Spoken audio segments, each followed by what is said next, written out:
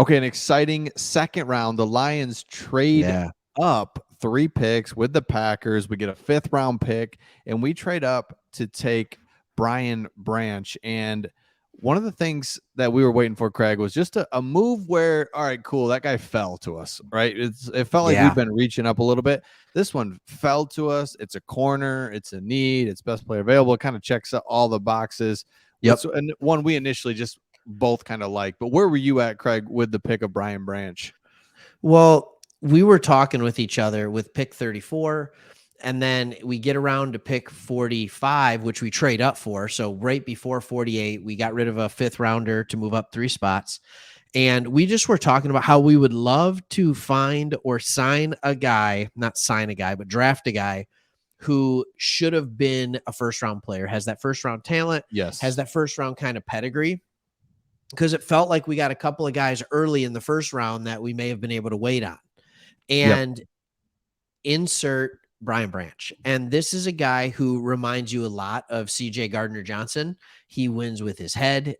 He's aggressive. He has good instincts. He plays to them. He does not, however, have the greatest measurables. So you can understand why he fell to the second round. But I think he is good enough on his measurables to play in the slot, which is a more close quarters type of play. Absolutely. And I got it highlighted Yeah. here. He's versatile. So this is Yeah. something basically going, you just said it, off of CJ Gardner Johnson. So we'll be able to Uh-huh. do. We got our corners. He can play corner. CJ Gardner Johnson's maybe matching up with somebody more in the slot or on the outside. Now he moves into the slot, vice versa. It's Yeah. just a really good opportunity. And I think you saw it with Aaron Glenn, our defensive coordinator. He wants to get kind of exotic at times, and it really cost us because we didn't have the players. Now we've got the players. Now we Pair got the that players. with his creativity. I really think he wants to do more than what we did the back half of the season where we're just playing man straight up. Now it worked for us, but this is one example of now we've got Jack Campbell. We've got this guy where we can do a lot of different things. Yeah. Just play scheme wise defensively that we just have not had the players in the first couple of years of Dan Campbell. I love that point, Chris. I think you had guys that could play certain positions okay, and they could play Yeah. that one position okay. Jeff Okuda was basically like, no, you're lining me up on the outside. I can't do anything else. Nope. And now you have Cam Sutton, who's played all over the field.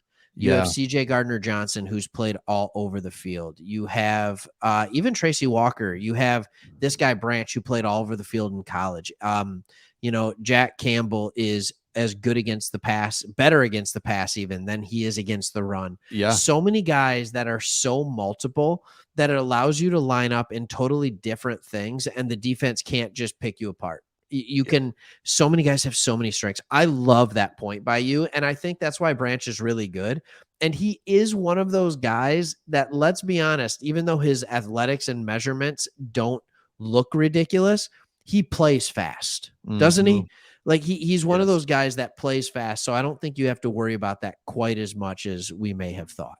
Yeah. And we've really repaired our defense this offseason. Now, the D line, we want one more player there, but you look at this pick now with Brian Branch, pair him with Jack Campbell. So now every level feels good. I mean, yes, we went into last year with hopefully this 6th round Malcolm Rodriguez can play because we got no linebackers. And then, it's like, I hope Okuda can come back from injury.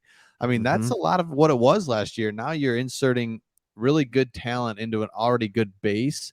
It's such a better feeling defensively. We know offensively, even if we regress offensively, we're still going to be top 10 or whatever. But this really just kind of starts putting together all of our defense, and that feels good to see that.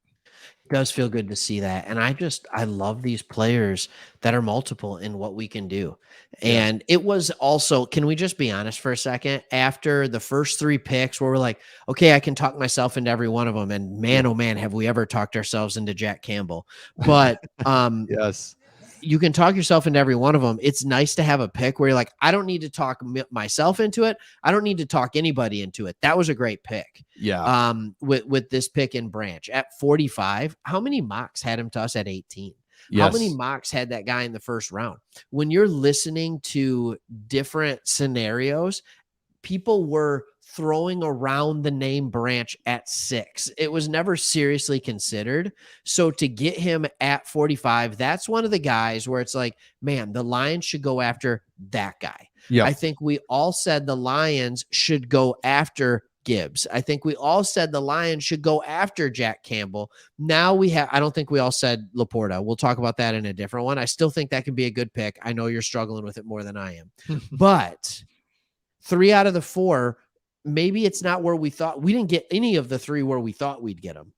Right. But we still got 3 guys that we thought that would make sense for the Lions. Absolutely. And I love the Alabama connection as well. We've got two Iowa, 2 Alabama, but the Alabama, just any SEC school, any where you're just, doesn't it feel good to know he's been playing the top competition? Absolutely. There's not that culture shock of, oh man, I was playing at Maine and now I'm in the NFL. Like I don't ever like that.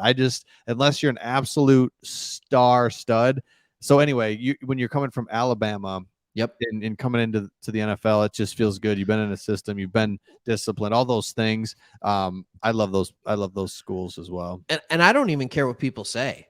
I can say the same thing with Iowa. And I know that the level of athlete coming out of Alabama is usually different than the level of athlete coming out of Iowa. But this isn't necessarily the case in this one. Branch dropped because of his lack of athleticism. Yeah. Jack Campbell went 18 because of his ridiculous athleticism. Yeah, that's right. Both out of Alabama and out of Iowa, they are guys that are well coached.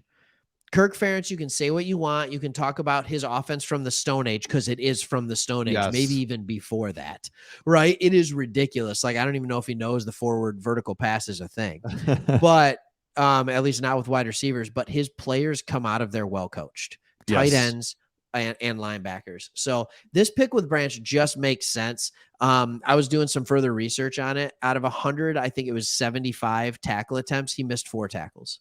Yeah. 4 tackles. That's unbelievable. And Jack Campbell was the exact same way. And then Sam Laporta at tight end was a guy who broke tackles. So you're getting guys who are sure tacklers and guys who are sure to break tackles. That's a recipe for success. Absolutely. So let us know your thoughts in the comments. This one just seems to make sense. I don't think most of us have trouble with this one. No problem here. No, but that's the thing. You mentioned it. His measurables aren't there, but I almost like that because not like it, but when you play as fast and look as good and as instinctual as you are, that just tells me you get it. We're fine. You get it. And we'll be okay. So let us know your thoughts in the comments on this guy. We like him, and we'll see you on the next one. Sounds good. See ya.